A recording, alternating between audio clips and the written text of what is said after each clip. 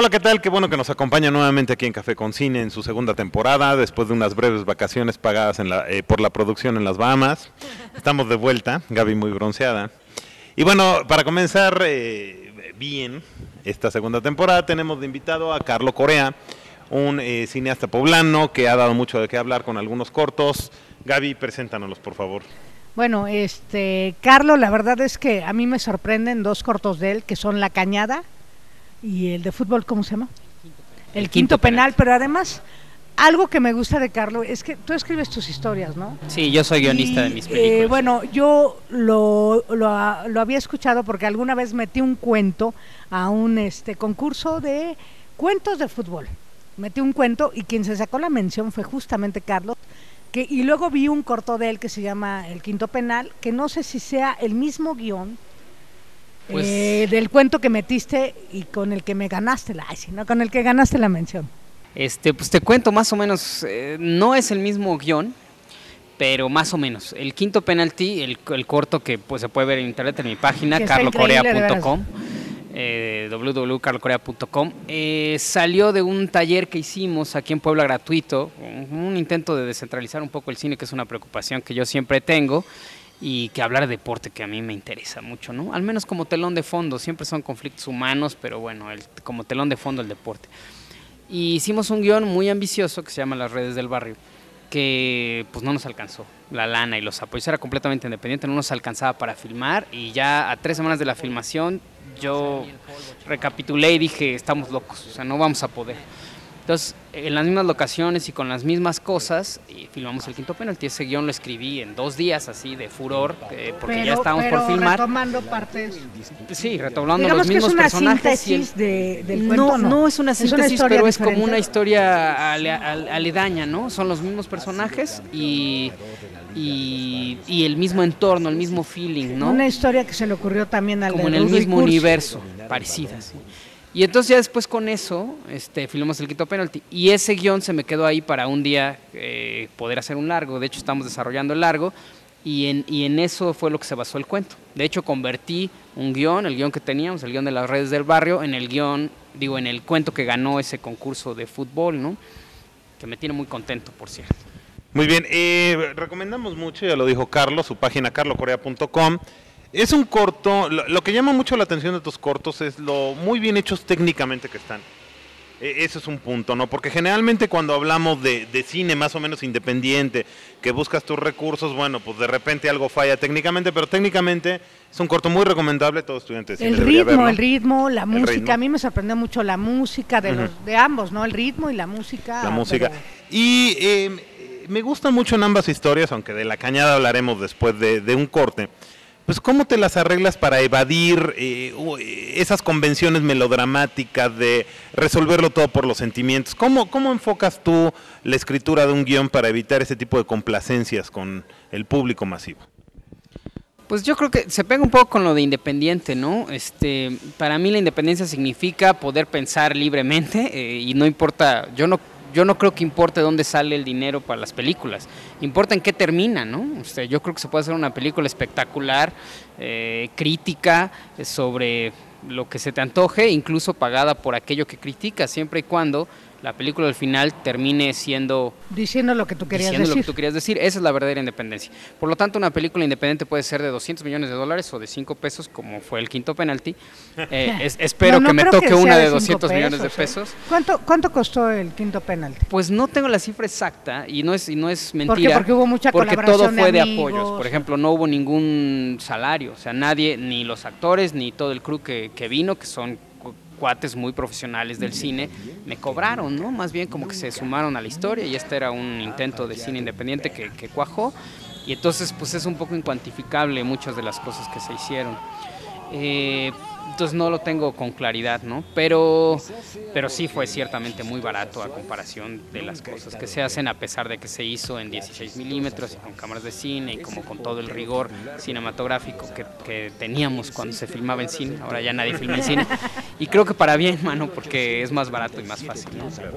Perdón, es que me fui con la finta de la producción y no te hablé un poco de esta cosa del melodrama, ¿no? Pues para mí evitar el melodrama implica ser honesto con los personajes. Los personajes tienen su vida propia y van generando sus propios conflictos y sus salidas del conflicto. Entonces no salir nunca de las historias como tú crees que deben salir, sino como a los personajes les van a salir finalmente, ¿no? Y agrégale la complicación de ser un corto, porque digo, los personajes no tienen no tienen tanto tiempo para exponer las motivaciones del personaje y el resultado tiene que ser bien coherente, ¿no? O sea, el personaje realmente piensa así, actúa así, hace así. Cierto. Pues creo que ahí el drama, que es como lo que sustenta todo, yo creo que los guionistas son ante todo dramaturgos, luego los dramaturgos se enojan cuando digo eso, pero es que no hay otra palabra en el mundo para decir eso. Y creo que el chiste es como una tajada de vida muy bien seleccionada, donde con ver 5 minutos de vida de un personaje puedas contar todo su antes y contar todo su después. Y creo que tiene que ver con dejar que los personajes sean sí realistas, pero al mismo tiempo que representen también un montón de cosas universales, ¿no? Estos personajes son 2 jugadores de fútbol de barrio, pero también de alguna forma son, por ejemplo, cineastas, ¿no? O sea, la neta, digamos, del Quinto Penalti era que las películas no son de quien las hace, son de quien las paga, ¿no? Pues un poco le pasa lo mismo a los futbolistas y a los escritores y a todo el mundo, ¿no? La cancha es de quien la juega, ¿no? Tú escribes primero como un cuento y luego te dedicas a hacer el guión o te vas directamente a escribir el guión. Pues escribo directamente el guión, pero sí tengo planteada la historia desde antes, o sea, de principio a fin. No como un cuento, no eres un escritor de cuentos. No soy un escritor de cuentos, de hecho lo he intentado y me doy cuenta que me cuesta mucho en el fondo, porque ya la deformación profesional del guionista te plantea escribir historias sin preocuparte por las palabras. Tú ya estás, ¿no?, pensando en la cámara, en ciertas exacto, cosas. sin preocuparte por las palabras, entonces descuidas la palabra. Cuando trato de escribir literatura, tengo que hacer, pues, quitarme el chip de que soy guionista, pero como trabajo es armando un cuentito sin el rigor ni el cuidado que implicaría la palabra correcta en un cuento de literatura, y en base a eso escribir el guión. Sí sé dónde va a acabar la película antes de poner la primera palabra, sí. Es bien importante, ¿no? Porque luego a la mitad de la filmación no sabes para dónde vas. En nuestro segundo corte vamos a hablar de el otro corto tuyo, de La Cañada. Recomendamos muchísimo el Quinto Penalti. Sabemos que muchos de ustedes van a decir se parece a Rudo y Cursi. Les tenemos la noticia de que Rudo y Cursi se parece al Quinto Penalti. Es una cuestión medio rara porque pues realmente ver Rudo y Cursi no puedes dejar de pensar en el Quinto Penalti, en que la vieron y de ahí agarraron algo. Sí, pues digo, no lo sé, ¿no? Un día que me tome un trago con los Cuarón les pregunto, ¿no? No sé de dónde viene esa similitud. De alguna manera podemos pensar que es una historia simple, es decir, es un encuentro entre hermanos y el contexto podría habérsele ocurrido a quien sea. Y que solo es pero cada quien tiene su manera de contarlo. Pero lo que sí puedo decir es que todo el crew me reclamó, ¿no? Todavía me sigue reclamando de a qué hora hago una manifestación pública, ¿no? Y no lo sé. Un corto muy original. A mí sí me parece que tomaron muchas cosas prestadas, porque no es casualidad, no es una historia muy simple, pero bueno, ese tema yo creo que ya se ha platicado mucho, ¿no? Tu corto también me llama mucho la atención, me gusta, pero ojalá lo platiquemos antes de entrar a La Cañada en el siguiente. Las locaciones me parecen excelentes. En ambos trabajos. Pero vamos a regresar a hablar de este y de otros temas con Carlo en nuestro segundo bloque. Y con nuestros premios. Porque con nuestros premios tenemos... Premios, no son premios, son regalos. Tenemos regalos como siempre para el público, ya les avisaremos de eso más adelante. Regresamos después de un corto para seguir platicando con Carlo Correa y su experiencia como cineasta.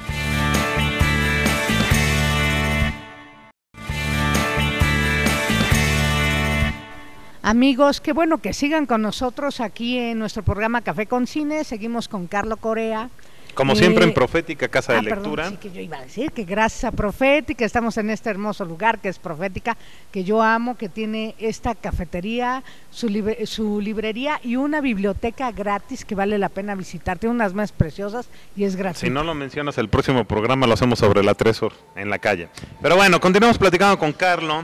Nos encantó también otro corto tuyo que es La Cañada. Sí, una historia acerca del narcotráfico que está muy...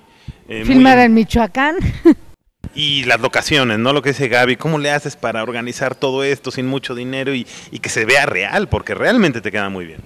No, pues muchas gracias por la porra. Lo que para mí uno de los procesos más divertidos de hacer películas es la búsqueda de locaciones. Eso es padrísimo, mano. O sea, como el aterrizaje de de aquello que supone la imaginación en la realidad, ¿no? Eso es padrísimo. Primero lo tienes en la imaginación y luego te sales a buscar algo que se parezca, o tú ya tenías como, aquí podría ser tal escena, un referente. Casi nunca, la verdad es que lo he intentado y no me ha tocado, la verdad es que siempre invento la historia, hago dibujitos y le empiezo a enseñar a la gente con mi dibujo. ¿Ya has visto algo parecido a esto? Así fue con La Cañada. Y dimos vueltas por todo. No, soy pésimo, pero al menos sí cuido la perspectiva en mis dibujos, es lo único que cuido, y entonces con eso me doy a entender con la gente en mis storyboards y en mis búsquedas de locaciones.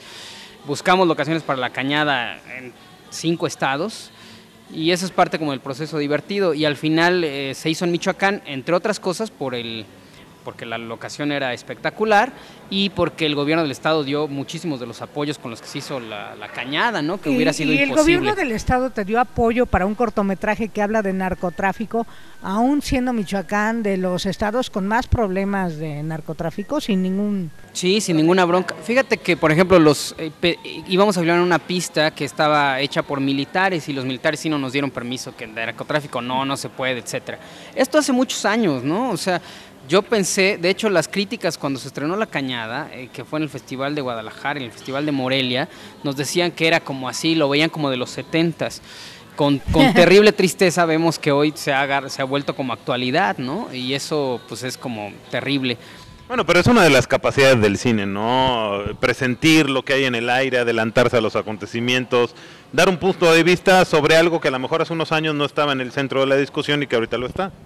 Y estar siempre presente, o sea, sí, el narcotráfico puede ir y venir en olas, pero finalmente los conflictos de los personajes deben ser para siempre y para el espectador de dentro de 20 años y para el que lo está viendo ahorita, ¿no?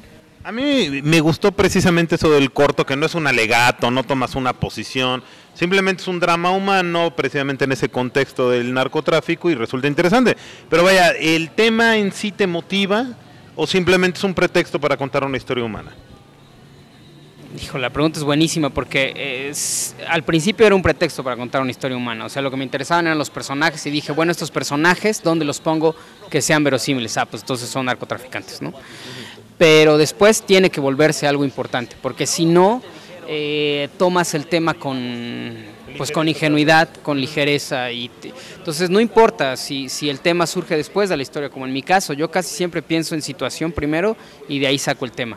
Pero en cuanto el tema está delimitado, tienes que abordarlo con el mayor rigor que sea posible, porque si no, te lo comes. Y a mí me interesan siempre los temas, ¿no? O sea, el quinto penalti finalmente es, como decías hace rato, o sea, el tema de la película, o sea, el lema es la cancha es de quien la trabaja, ¿no? O sea, finalmente hay como intentos de búsqueda de cierta preocupación social, ¿no? Una postura. ¿Cómo hay alguna fórmula, algún truco para, digamos, Carlo Correa, cómo se aleja y quita lo personal, que es un problema para cualquier autor, quitar lo personal de mis historias, de lo que voy a contar, para que se vuelva universal y ese sentimiento que tiene este personaje lo tenga otro y entonces le interese? ¿Cuál es la fórmula? ¿Cómo le haces? Híjole, es una preguntota espectacular, güey, como para 10 programas. No sé. Exacto. No sé realmente, pero digamos un poco sospechando cómo, primero no rehuyo a lo personal, es decir, solo hablo de cosas que me interesan, ¿no? Si no, no se puede hacer una película, si el tema no te interesa, no se puede hacer. Y luego, por otra parte, saber que los personajes no son tú, ¿no?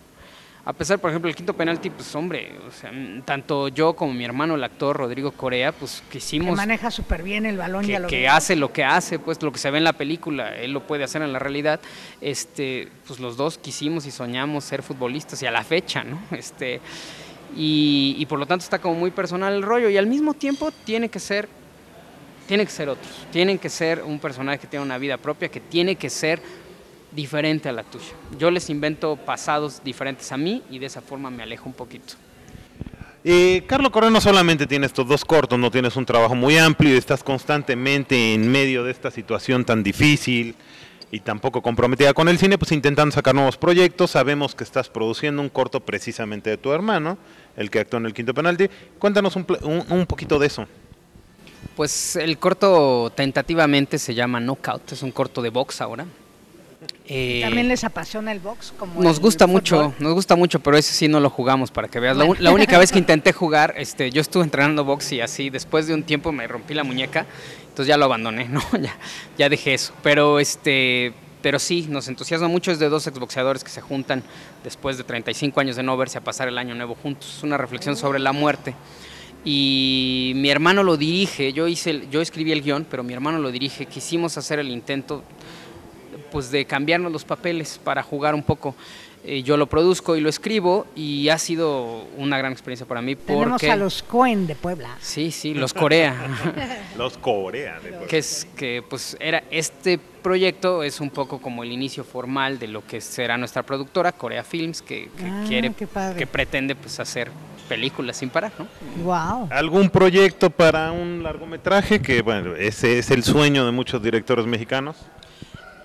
Y es el mío también, pero antes de decirlo quiero decir que sí, después de hacer muchos cortometrajes me he dado cuenta que es un formato en sí mismo y que si bien yo quiero hacer 20,000 largometrajes, también quiero hacer cortos porque hay historias que solo pueden contarse en cortos. Ahora que hablábamos de lo de Rudy Cursi, nada más decía que, o sea, yo creo que el gran problema de Rudy Cursi, y en ese sentido el quinto penalti se defiende bien, es que la historia de Rudy Cursi está ordeñada, o sea, eso solo puede contarse en un corto. Claro. Entonces sí hay un proyecto de un largo que con un poco de suerte empezamos a filmar a finales de noviembre de este año, que es una historia de amor, son puras historias de parejas, de amor y de sexo, que yo voy a dirigir y pues a ver qué tal nos va con eso.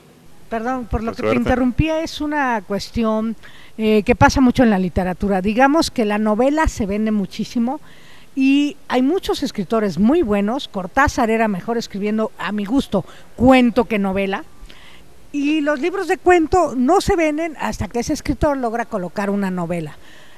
La problemática para la distribución no es solo en México, es a nivel mundial, de cortometrajes. Los cortometrajes son solo una prueba, pero cuestan dinero y eso. ¿Qué sería lo que lograría que hubiera como una mayor difusión del corto? Y atención, sobre todo. Yo creo que sí es una labor de los cineastas, que casi siempre los cortometrajes se asocian en la mente del espectador no interesado en el cine.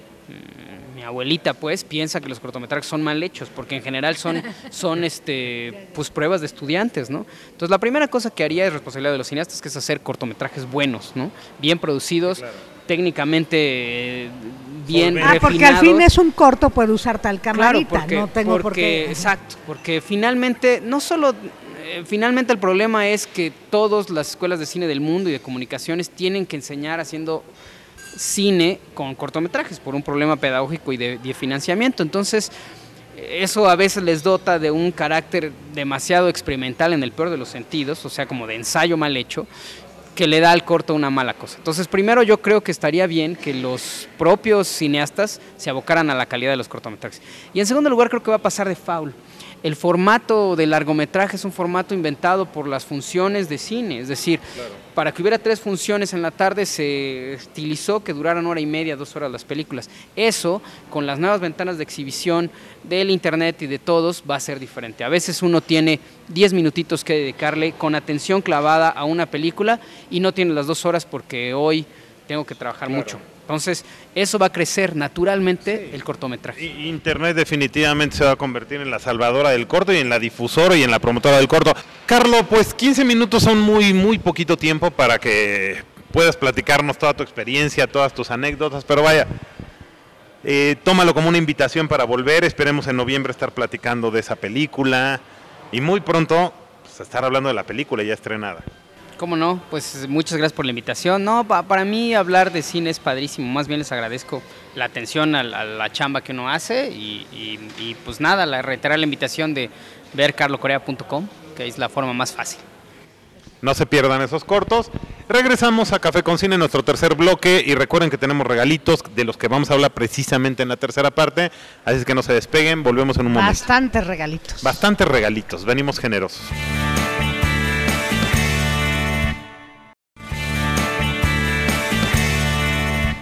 Amigos, qué bueno que continúen con nosotros. Ahora vamos a dar pie a una nueva sección muy interesante que se llama Los 400 Filmes. Obviamente parafraseando esta película famosísima de François Truffaut, Los 400 Golpes, en la que Eduardo Sabugal nos va a hablar con su enorme conocimiento acerca de cine clásico, de películas que no por ser viejitas dejan de valer la pena, sino que al contrario, nos obligan a ver que todo lo que disfrutamos hoy tuvo un ayer. Vamos a esta sección. Amigos de Café con Cine, gracias por continuar con nosotros. Y bueno, estamos en una nueva sección que hemos titulado Los 400 Films, en donde recomendaremos películas de cine clásico. Y para esto me acompaña Eduardo Sabugal. Eduardo, ¿cómo estás? Hola Víctor, pues muy contento de estar aquí contigo y participando en esta nueva sección que me parece pues muy interesante y un honor que me hayan invitado a formar parte de tu programa, que creo que es muy enriquecedor para los cinéfilos de Puebla. Gracias a ti, Eduardo, por aceptar colaborar con nosotros. Y bueno, antes de empezar, Eduardo, pues me gustaría decirles al público un poco de lo que haces. Eduardo Sabugal es maestro en literatura, ¿estoy en lo correcto, Eduardo? Así es, ajá. Es productor y conductor del programa de radio Perifonía, que pasa todos los martes. Todos los martes de 9 a 10 de la noche en el 105.9 FM. Es además catedrático en diversas universidades y también escribes crítica de cine especializada, ¿verdad? Sí, bueno, tengo ahí por ahí unas columnas de crítica de cine. Lo último que escribí ya está publicándose en el blog de Letras Libres, una crítica de cine. Y bueno, cosas que leo también en Perifonía las paso a columnas, ¿no? A papel, en blogs, y la revista Tertium Datur, por ejemplo, donde también aparece crítica de cine. Pues hoy en este bloque trataremos de recomendar una película de Federico Fellini que ganó en Cannes en los años 50? 60. 60, La Dolce Vita. La Dolce Vita, sí. Bueno, cuando me sugeriste esta sección de recomendar, la idea es recomendar 400 películas, esperemos que nos alcance el tiempo para Ojalá recomendar sí. 400. Pero bueno, decidí empezar con esta de La Dolce Vita porque es una de mis películas preferidas, una película que marcó a toda una generación. Quizá nosotros la vemos a la distancia, es de 1960, y quizá la vemos muy parecida a otras películas que se hicieron después de La Dolce Vita, pero en realidad ella fue la pionera, ¿no? Esta película marcó toda una generación, te decía, y además filosóficamente tiene un postulado que ningún tipo de cine estaba manejando en aquella época, que es una especie de cine existencialista, ¿no? De alguna manera. Todos recordarán, las personas que tienen más de 50 años recordarán a este célebre personaje interpretado por Marcello Mastroianni, un reportero de nota rosa, ¿no? De espectáculos, de sociales, un escritor frustrado que se codea con la crema innata, digamos, de la aristocracia en Roma, ¿no? Todos estos cafecitos y bares que están en la Vía Veneto en Roma, y que pues él es un pobre diablo, ¿no? Entonces esta especie de arribismo que representa este personaje de Marcello Mastroianni, pues fue legendario, sobre todo por la interpretación de Marcello, ¿no? Y por otro lado, bueno, la crítica durísima que hace Federico Fellini en esta película, justamente a esa sociedad banal de cotilleo superficial, de espectáculo, del mundo de la televisión, borracheras, ¿no? La figura de Marcello es la figura del bon vivant, ¿no? Del dandy. A lo largo de una noche de parranda vemos cómo hay una decadencia, digamos, de este personaje y su relación con los demás. Vemos esta fiesta en la playa, cómo comienzan todos muy bien vestidos, como una fiesta aristócrata común y corriente, y terminan humillándose unos a otros, semidesnudos, en una especie de orgía carnavalesca, que bueno, desemboca viendo un monstruo marino en la playa, ¿no? Una especie de herencia surrealista que tiene ahí Fellini, y que termina con este personaje de Marcello Mastroianni en la cruda, ¿no? Ya con el sol dándole en la cara. Es la figura de la decadencia italiana de la época, ¿no? ¿Por qué tenemos que ver esta película? Bueno, yo creo que por varias cuestiones. Uno, por la crítica social que inicia Federico Fellini, pero en otra línea muy distinta al neorrealismo italiano, que era la escuela anterior. Dos, bueno, genera la figura del famoso paparazzi, ¿no? Los paparazzos. Hay que recordar que ese nombre de paparazzi viene de uno de los personajes de la Dolce Vita, Paparazzo. Y por otro lado, la película que encumbró a Marcello Mastroianni fue la Dolce Vita, sin duda. Y por otro lado, bueno, yo creo que sería esta sensación de lo que los existencialistas llaman el ennui, el vacío, ¿no? El vacío existencial que se siente. Okay.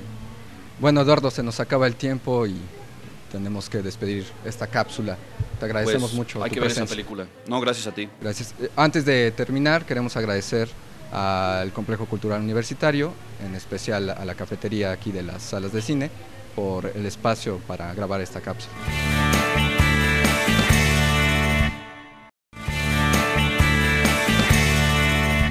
Regresamos a su último bloque de Café con Cine. Ahora sí estamos contentos porque hay muchísimas películas en cartelera para ver. Pero antes de comentarlas, Gaby presenta nuestro regalo de esta semana.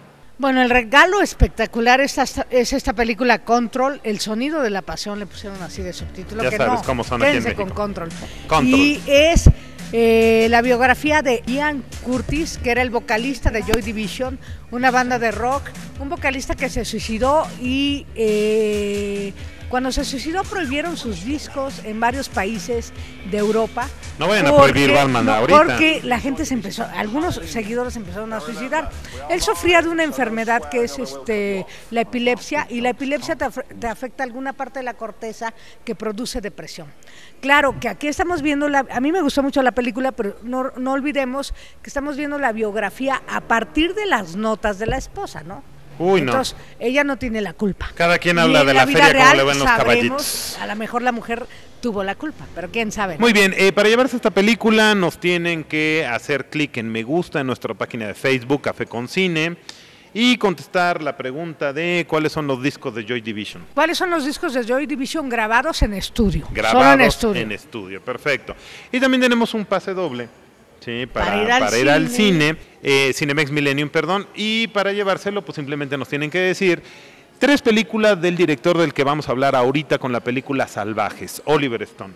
¿Qué te pareció Salvajes? ¿Qué te pareció Salma Hayek? Mira, yo me divertí en la película, aunque bueno, ya pasando los días sí me doy cuenta que es una cosa, pero pésima, ¿no? Una historia sobre el narcotráfico, estelarizada por Salma Hayek, sale Demian Bichir por ahí. Y pues la historia es un triángulo amoroso, 2 chavos andan con una chava. Bueno, la historia no es el triángulo amoroso. No, la historia es los buenos y los malos. Ese es el problema de ese tipo de películas. Ese es el error de la historia, ¿no? Digo, 2 chicos quieren rescatar a su chica, que es así como que la idea muy audaz de Oliver Stone. Los gringos, los que siembran la mota, que eso es real, ¿no? La verdadera mota buena se siembra en California, ¿no? O sea, en México se vende todo tipo de mota, pero la mota buenísima, sí, la de diseño, muchas se hace en California, ¿no? Pero aquí tenemos a un tipo que es un idealista, ¿no? Que por medio de la mota, o sea, él es un narcotraficante que vende mota en California, pero está ayudando a gente en África y hace el bien al mundo. Y otro que de algún modo, aunque es un salvaje y anda matando y es el que defiende al otro cuando no le pagan, tiene su disculpa porque de algún modo es una víctima de guerra. Los 2 quieren a la misma chica y la chica anda con los 2 sin ningún problema. Que decían por parte de que ellos. la chica es me gustó una crítica que leí en la revista Proceso de esta película que decía, la chica es una niña rica, buena para nada. Bueno, quizá no para nada, porque se ve que es muy buena en la cama. Sí, claro, pues tiene a 2 atrapados, pero vaya. La película es entretenida, digo, Salma Hayek hace un papel que a mí me pareció risible, por decirlo menos, porque sale con una peluca Mi Alegría, así haciéndola de la gran jefa del narcotráfico, y pues no se la crees, definitivamente no se la crees. Pero vaya, la película creo que como película de acción, tendría la finalidad de entretener, pero la hace Oliver Stone, y lo único que nos confirma es que pues, la buena época de Oliver Stone ya pasó. Sí, es un drama de emociones baratas, así es como lo denomina la crítica esta de Proceso. El Oliver Stone comprometido con la política, con la denuncia, pues ya... El Oliver Stone, que siempre dice que está a favor de las causas sociales y que hace esta película, y que justo en Proceso decía, es como si Luis Estrada de repente se pusiera a firmar La Reina del Sur. Sí, claro, Luis Estrada, el director de La Ley de Herodes. En fin, una película un tanto mal lograda, entretenida, eso sí, es bastante entretenida, tiene buena manufactura, pues después de todo es de Oliver Stone. Pero vaya, también se estrenó otra película que también nos decepcionó un poco, que es Valiente, la última entrega de los estudios Pixar. Decepciona en la parte que yo ya esperaba que decepcionara, que es el fondo. porque en cómo está hecha, en ciertas cosas... Bueno, yo ahí sí te corrijo un poco porque lo que le da personalidad al estudio Pixar es precisamente que comenzaron a hacer películas animadas para niños, pero con un fondo que capturaba por igual a niños y adultos, con mucha seriedad y demás. No, la mayor parte de la película, de las películas pero de ahora Pixar... tú no te esperabas algo así ya. Sí, ¿por qué? Porque hay un infortunado matrimonio entre Pixar y los estudios Disney, ¿no? Estudios Disney compró a Pixar, le dejó la libertad creativa, ¿sí? Siguieron haciendo buenas películas, estamos hablando de Ratatouille, de Wall-E, la última Toy Story 3, pero definitivamente... En algún momento tenía que contaminar. No, por supuesto, y esta película nos demuestra que ya está contaminado de la ideología Disney las películas de Pixar, ¿no? Digo, efectivamente, la película está maravillosamente bien hecha, tiene una técnica estupenda, cada película inventan algo nuevo para atrapar al público, el diseño de los personajes es muy bueno, pero la historia hace agua por todos lados, es una historia de princesas Disney. Lo vomitas... La mamá osa se lleva la película. Sí, realmente es una película de una hija rebelde que quiere tener un destino diferente al que le han impuesto por ser la princesa heredera, pero pues la película no tiene Tú me ningún... comentabas eso, ¿no? Que precisamente el error está en que te presentan a la chica de Valiente como protagonista cuando... Siendo que la protagonista es la mamá es la que verdaderamente tiene un cambio. Es una explicación que me dice que una confrontación con sus valores, una película que definitivamente muy mal planeada, no es la peor de Pixar, la peor de Pixar es Cars. Sí, pero esta ya es la Cars segunda. 2, sobre todo. No, es que fíjate lo que es el germen Disney. Disney no solamente está comenzando a afectar los libretos de Pixar, sino que también los está obligando a hacer secuelas de películas como Cars que no merecían ni siquiera haber existido la primera parte, pero bueno, una película también entretenida, pero que la verdad sí nos deja con un mal sabor de boca tomando en cuenta los brillantes trabajos de Pixar. Hay otras películas de estreno. ¿Qué tenemos por ahí? Tienen que ir a ver y que nosotros iremos a ver esta semana. Una es de Roma con amor, que ya lo comentamos en otro programa. Bueno, es el regreso de Woody Allen en es que se había ido. Bueno, el regreso en esta como gira que está haciendo por películas Europa. De cada ciudad de Europa. Barcelona, Londres, París y Una ahora que Roma. A ti te interesa mucho, que a ver, platícanos de ella, que es Amor, Honor y Libertad, de Luc Besson. De Luc Besson. Amor, Honor y Libertad, pues la historia es muy interesante porque es la biografía, digámoslo así, de Aung San Suu Kyi, la activista, Premio Nobel de la Paz, luchadora por la libertad de Birmania, ahora Myanmar. Es un personaje muy, muy interesante, un personaje contemporáneo. De hecho, la lucha de Aung San Suu Kyi sigue allá en Myanmar. Pero pues parece que la óptica está un tanto hollywoodense y es la típica historia de lucho por mi amor y por la libertad. Vamos a echarle un ojo, pero las críticas que la anteceden son bastante desfavorecedoras. También tenemos, y ya nos vamos...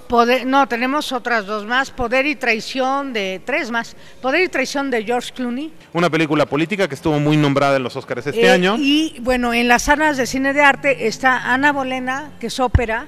Que bueno, a quien le guste la ópera está padrísimo, que a mí me parece formidable que hagan estas proyecciones. Pero por supuesto, ¿no? Además son unas producciones verdaderamente buenas que tienes la oportunidad de disfrutar y otra que es directo. Otra que es la que a mí se me antoja muchísimo, que es Mujeres al Poder. De François Ozon, y que además es la sexta colaboración junta de Gerard Depardieu con Catherine Deneuve, que es esta película formó parte del 10º Tour de Cine francés. Y habrá estuvo que verla. Nominada a muchísimos premios. François Ozon es toda una referencia dentro del cine francés.